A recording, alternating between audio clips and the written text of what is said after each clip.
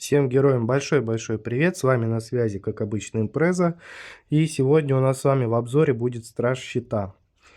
Очень много информации, которой нужно озвучить именно про этого героя. Есть пару нюансов, которые я обязательно вам подсвечу и расскажу. И хотелось бы начать вообще с небольшой такой предыстории по нему. Героя этого в свое время раздавали в приключении, можно было его спокойно забрать, там потратив определенное количество билетов, докупить билеты за алмазы и, в принципе, получить его и не нуждаться в нем. Но в силу того, что я очень-очень ленивый и не люблю проходить приключения, ну не нравится мне это, поэтому тут уж не обессудьте меня, пожалуйста, за этот момент. Просто не люблю и все, ничего с этим поделать не могу. Вот. В силу того, что этого героя я не забрал, в свое время очень сильно, можно сказать, очень сильно, что жалел. Во-первых, ребята проходили у нас кошмар очень активно, именно играя за этого героя. То есть у них, по сути, не было никаких проблем. Они садились на щита, щит позволял очень много всего пройти без каких-либо проблем именно в этом режиме. И я прям смотрел, там у нас в гильдии в свое время были гонки, да, там между собой, там 3-4, там может 5 человек. Между собой ребята просто вот на перегонки, на этих щитах там туда-сюда бегали, и проблем у них это никаких не вызывало.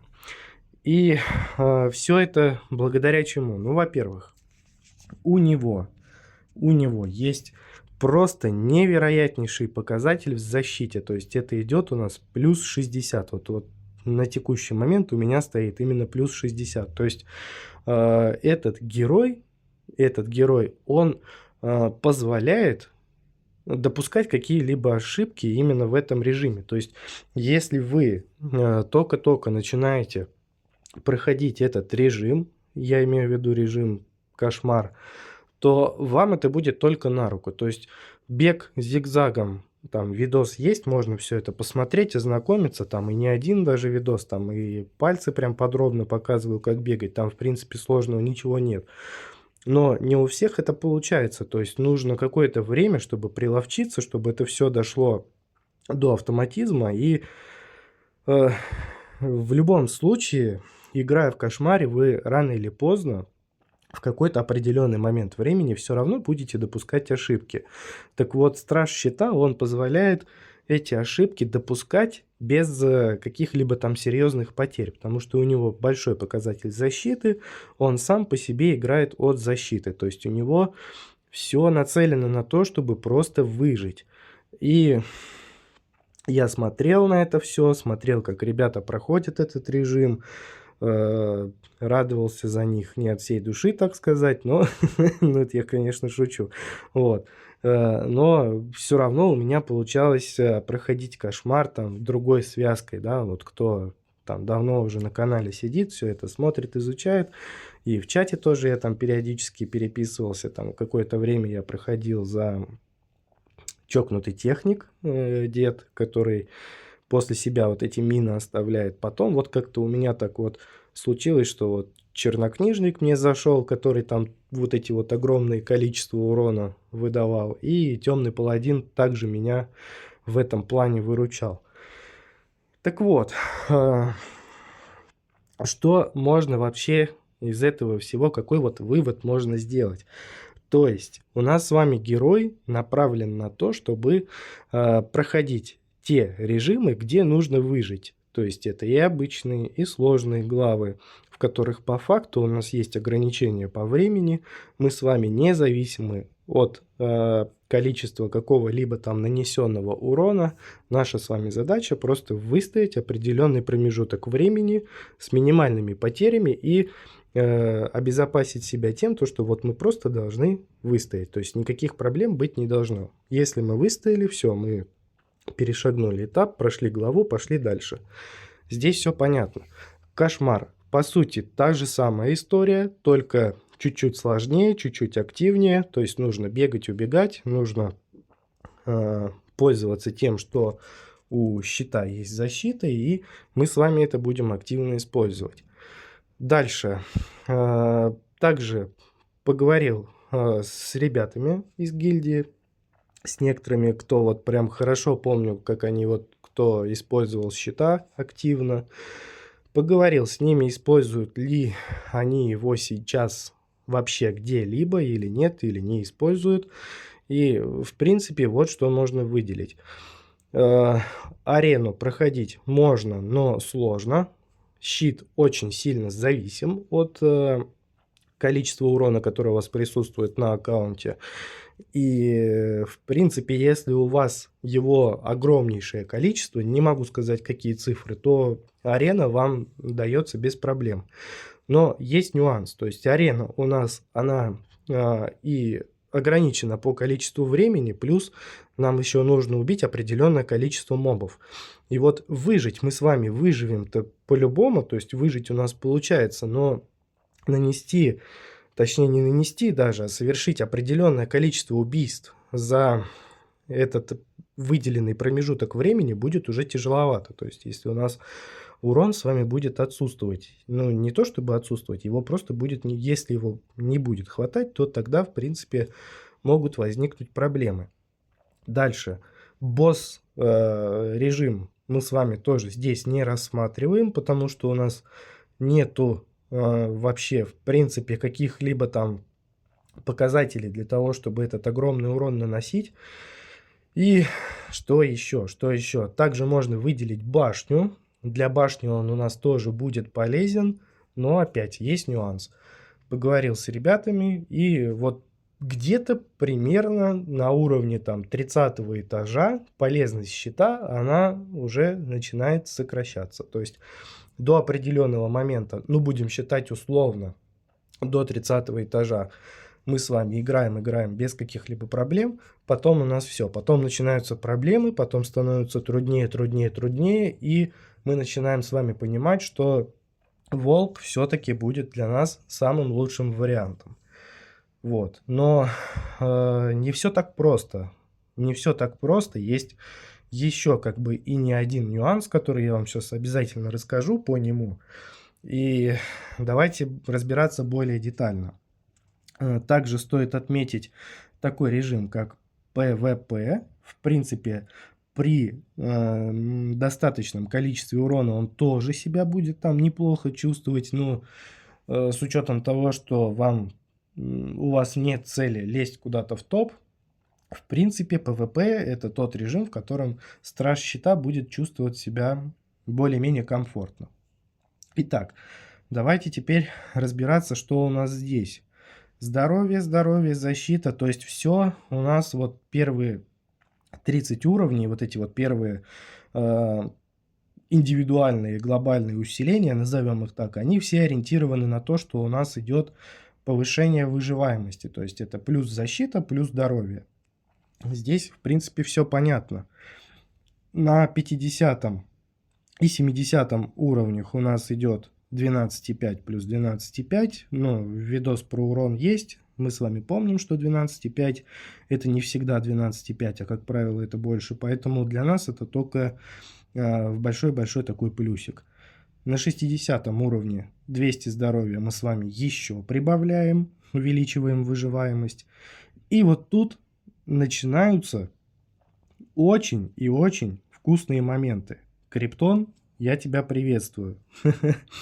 Был разговор, что когда я только его открыл, и у меня был выбор либо открыть Некро, либо открыть Стражи Щита, потому что Чернокнижник и ЦВМ у меня были уже открыты на момент проведения вот этого босс-ивента.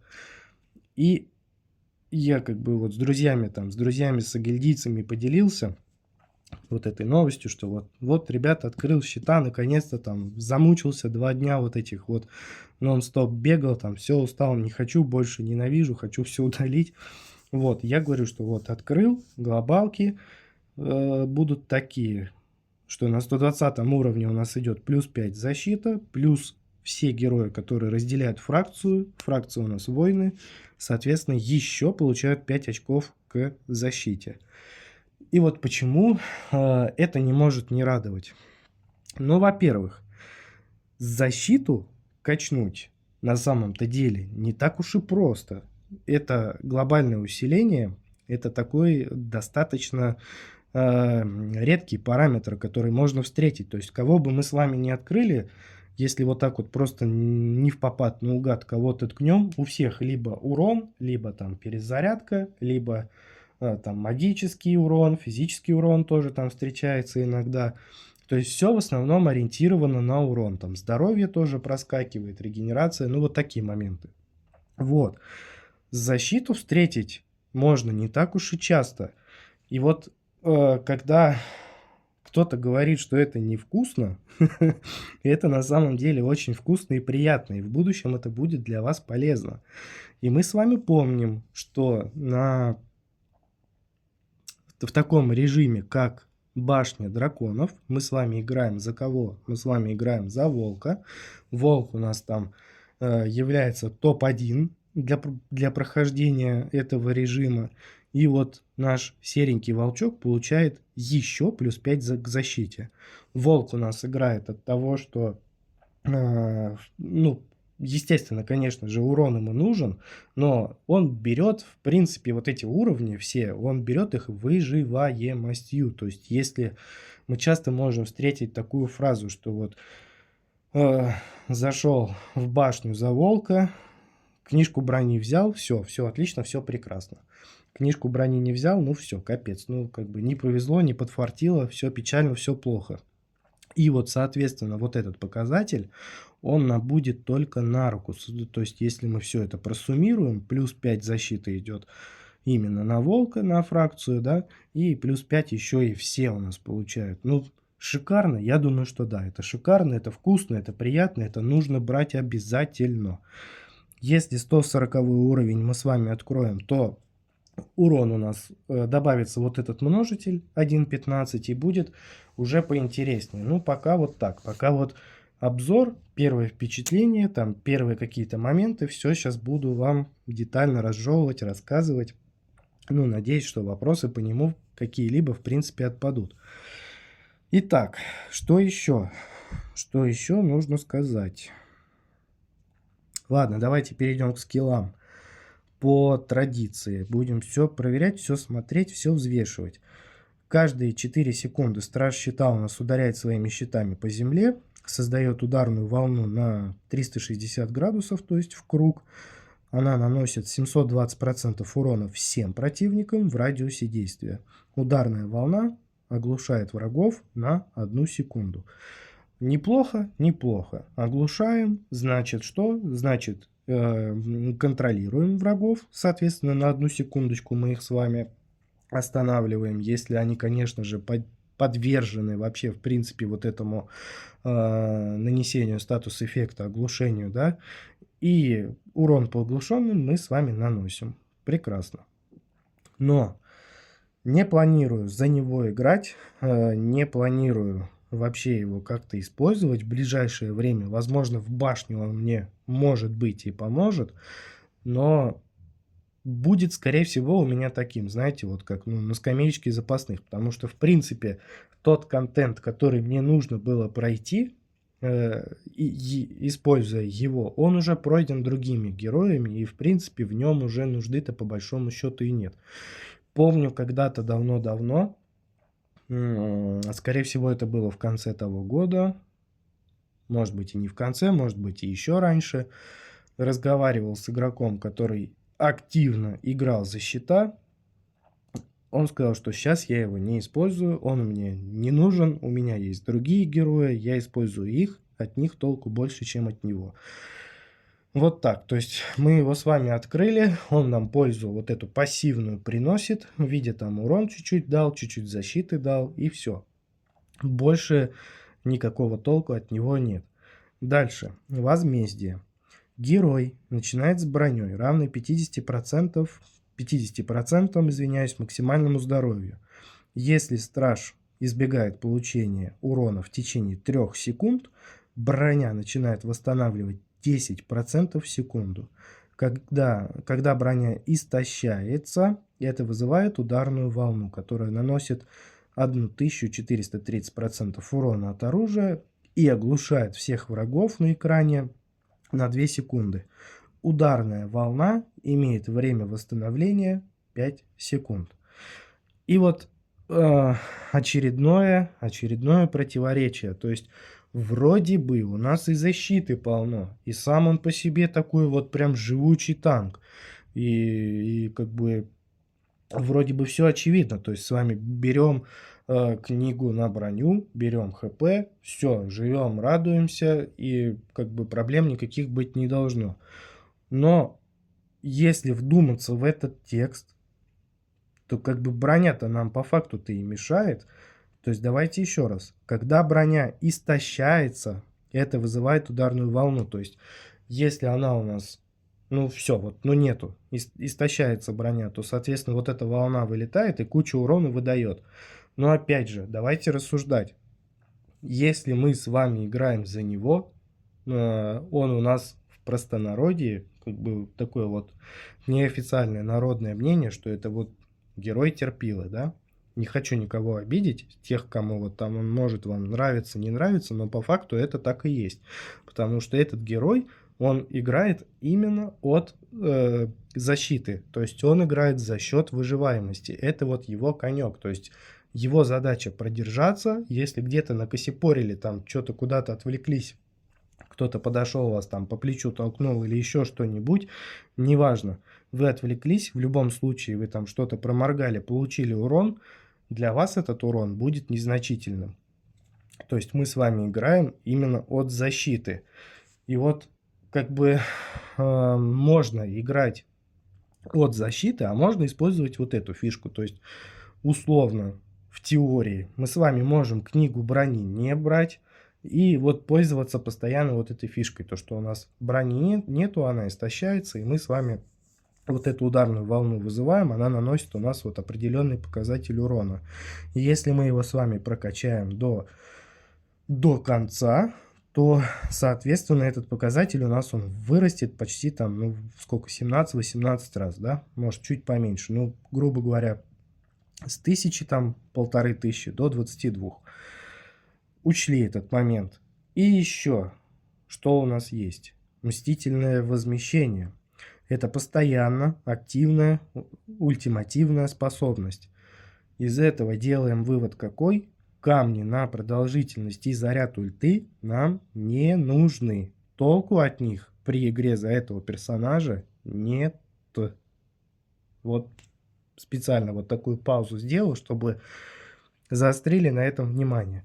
Каждый раз, когда страж щита получает урон, он автоматически принимает ответные меры, нанося атакующему 1100 с копейками урона, 1100% урона от оружия. Ну и опять же, если этот показатель мы с вами будем прокачивать, то он у нас вырастет там практически в 10 раз. Здорово, здорово, да. Ну, опять же, не буду ничего здесь делать, не хочу его прокачивать. Поиграл, попробовал, и в кошмаре за него сейчас поиграл чуть-чуть, там 1-2 раза сбегал. Ну, привыкать надо. Надо привыкать, надо как-то себя настраивать на то, что мы с вами вот играем просто от того, что вот бегаем, уворачиваемся от этого, от того, надо и за тем следить. То есть это активная, в принципе-то, игра.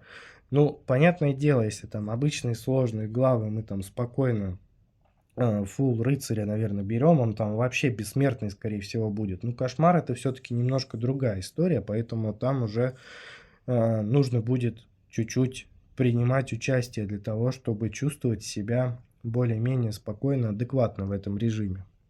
Что у нас идет дальше? А дальше вот что. Давайте посмотрим, что у нас здесь, в кузнице.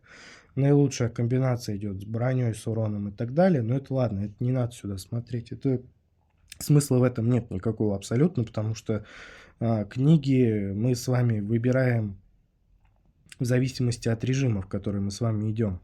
Здесь все пусто, надо прокачивать. Глобалка 25 тысячных, она нужна, она полезна. Есть глобальное усиление лучше, но это тоже нужно в любом случае.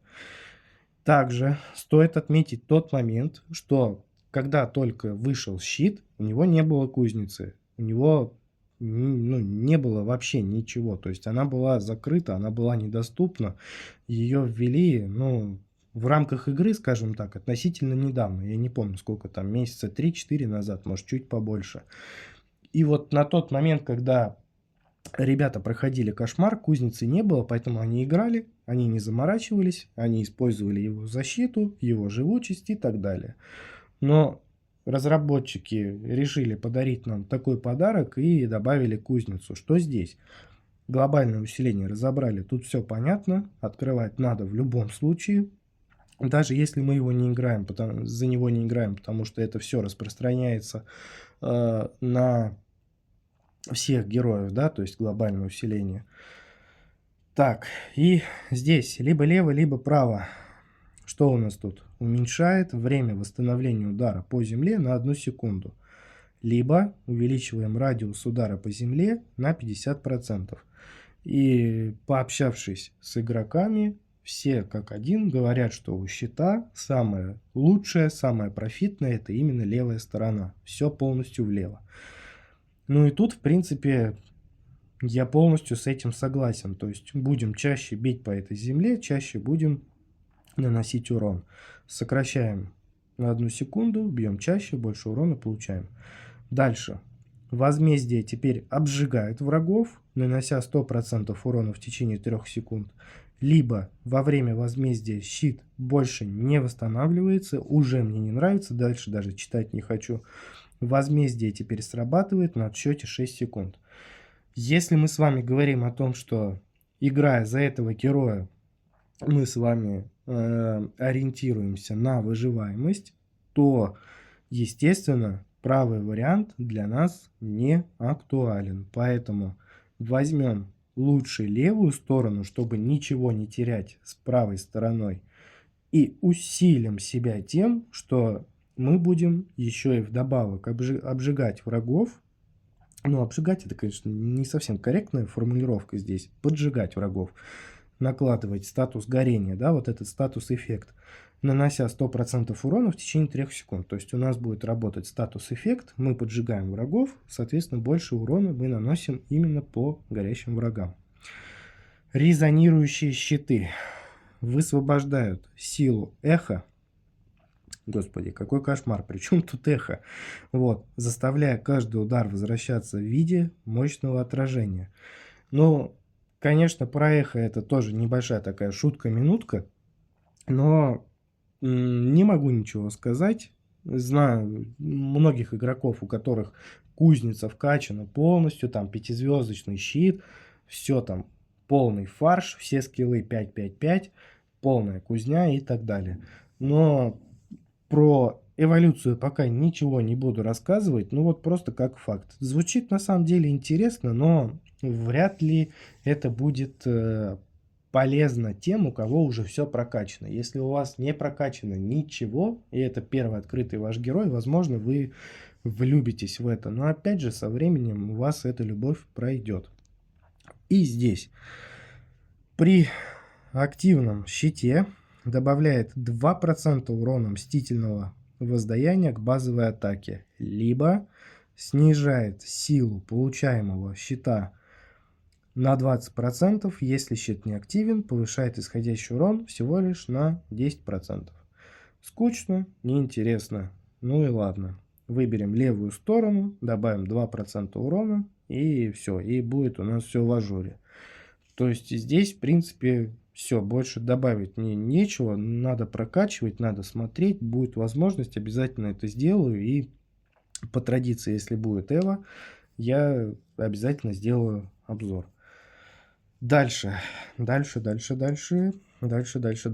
у нас с вами идет?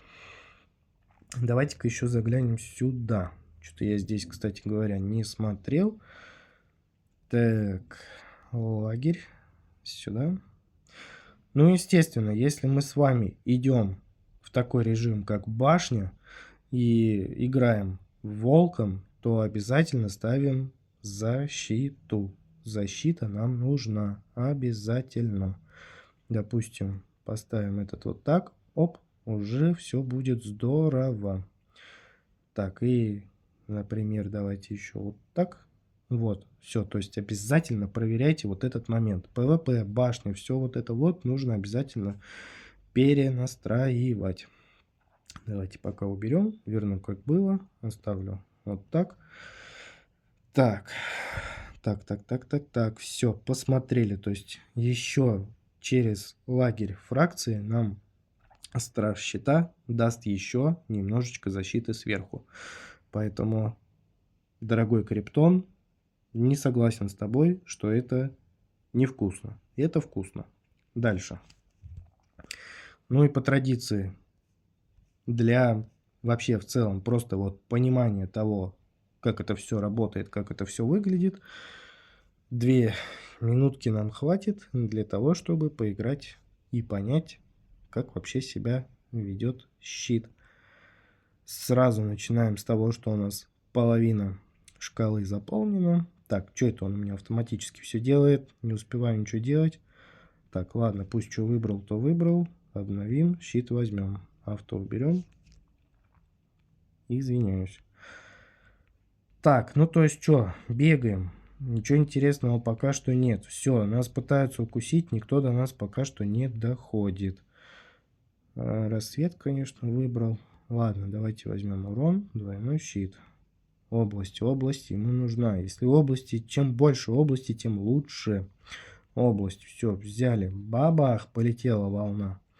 Так, перезарядку, да, давайте тоже возьмем. Здесь двойной щит. Вот как быстро, да? Все, взяли. Все, сейчас будем чаще. Все. Все вот эти вот штуки, приблуды, все будут у нас чаще вылетать. Будет уже поинтереснее. Так, видимость не знаю. Ну, есть смысл ее включать. Этот рассвет тут, конечно, неудачно выпал. Давайте попробуем. Что-то мясо будет. Вот тут вокруг него вот эти вот щиты летают. Все это летает. Сам по себе. Вот давайте просто бежать вверх. Попробуем. Давайте возьмем броню. И вот мы бежим. Вот мы через эту толпу бежим. И вроде нас пытаются убить, но мы можем в любой момент остановиться. И для нас вот этот урон, он уже, ну, будет по факту будет он просто, ну, никаким. Мы его с вами не будем ощущать. Ну, вот попробуйте, возьмите вот так любого другого. Попробуйте вот так побегать, получится так или нет. Мне кажется, будет, ну, вызовет это все какие-либо затруднения. Вот, то есть все ориентировано на то, чтобы просто выживать. Так, ледяную палку мы с вами не взяли. Заморозки нет. Ну, давайте тогда будем самодельным молотом защищаться. Не знаю, получится, не получится. Надо будет сейчас перебежать, потому что уже начинают его сжирать. Так. Области давайте добавим. Настройки зайдем. Видимость уберем, потому что тяжеловато все это дело контролировать. Полоски с ультой у нас нет. Камни на ульту нам не нужны. В подземелье, кстати, тоже говорили, что он там неплохо себя чувствует. Ну вот, немножко неудачно я сейчас тут стартанул. Сейчас давайте, наверное, еще раз сбегаем, перебежим. Получится, нет, не знаю. Ну вот, как бы вот так вот. Ориентируйтесь на вот такие вот нюансы, что сожрать нас могут все-таки. Не такие уж мы и бессмертные. Так. Ладно, не хочу позориться. Давайте сейчас тогда вот так вот. Или постоим. Ладно, постоим. Так, добавим еще молот. Тут-то по факту ледяная палка бы все поменяла, все изменила. Было бы уже поинтереснее. Давайте ускорим молот и рассвет, чтобы они у нас побыстрее катались. Еще прибавим скорости. Да и в принципе ладно, второй раз смысла нет, наверное, бегать. Ну то есть вот, ну вот вы сами все видите, питомец нанес больше урона, хотя книгу урона мы с вами брали. И в целом все очевидно. То есть мы с вами играем именно от брони. Броня, броня, броня, броня. Живем, живем, живем, живем. Все, что нужно о нем знать. Да и в принципе-то добавить нечего больше по нему. Не хочу еще раз бежать, но не мое вот это вот. Слишком поздно он у меня появился, несмотря на то, что поздно появился, все равно пользу он мне принес и будет ее верно нести, но делайте выводы. Делайте выводы, ребята. Изучайте все, проверяйте, тестируйте. Может быть, у вас это все будет по-другому. Так, все. Всем огромное спасибо, кто просидел эти долгие или быстрые полчаса. Всем пока-пока. До новых встреч.